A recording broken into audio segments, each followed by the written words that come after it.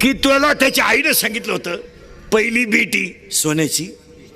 पोरीनं तुम्ही जन्माला आलात ना, मलाही पुले की पहिलीचे ना. मी पुलीवर लय प्रेम करतो महाराज, लय. पोराला 500चा पेन, पोराला 100चा पेन घेतला, पोरीला 200चा गेला. पोऱ्याचा ड्रेस 500चा तर पोरीचा 5000चा गेला.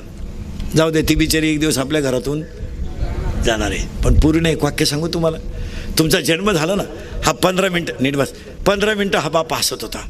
पोरीनं तो का हसला माहिती आहे? मला लक्ष्मी माझ्या घरात आली. पोरीनं तुम्ही चालायला लागल्या आणि तुमच्या पायात पैंजण होते.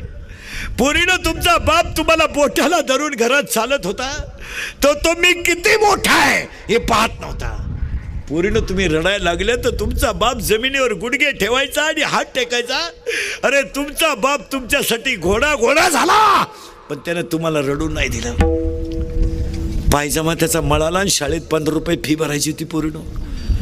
ती 15 रुपये फी भरायला तो बाप शाळेत गेला ना, तर 10वीचे सगळे पोरं त्याला हसले. त्याला कमीपणा नाही वाटला पोरीनं. तुम्हाला पाहायला पाहुणे आले, घरात गाद्या नव्हत्या, त्यानं सकाळपासून शेजारच्यांच्या घरातून गाद्या गोळा केल्या, ताटल्या गोळा केल्या. 100 माणसं जेवले पोरीनं. आणि पाहुणे जाताना म्हणले मुलगी पसंत नाही. पोरीनं तो एकटा खळखण हसला, नशीब नाही माझ्या मुलीचं, लग्न जमलं. पोरीनं परदिवशी CET झाली 12वीची, तर 45 डिग्री तापमानात कॉलेजच्या गेटवर बाप 2 तास बसून होता, मुलीची परीक्षा चालू आहे म्हणून. 10वीच्या बोर्डाला 10 पेपर असतात. 10 दिवस बाप पेपरच्या दिवशी 9:30लाच मोटरसायकल घेऊन तयार असतो. माझी मुलगी मला पेपरला घेऊन जायची आहे, सगळी कामं कॅन्सल, शाळेच्या गेटवर बसून राहणार, पेपर सुटला की तुम्हाला घरी घेऊन येणार. फक्त पूर्ण मला त्याची चूक सांगा.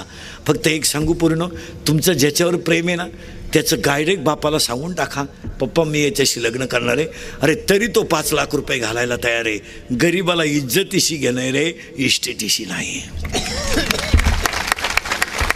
सांगा ना, तुम्ही सांगा ना. अरे उद्या लग्न मूर्खासारख्या तुम्ही पळून जाता, तुम्हाला लाज नाही वाटते? हां, 3, 4, 5 लाख रुपये खर्च केला त्यानं, बँडवाले आचार्य लग्न ठरलं, त्यानं लॉन्च ठरवायचं, त्यानं पत्रिका छापायच्या, आणि तुम्ही मूर्खासारखं आदल्या दिवशी पळून जायचं. सुपारी फुटली, तुझे डोळे गेलते काय? तुम्हाला समजत नाही का आपण लग्न करतोय का आपण किती झक मारितोय माहीत नाही?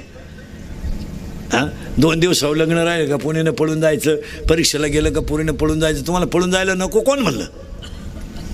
हां, तर त्या बिचाऱ्यानं आयुष्यभर रडायचंच का?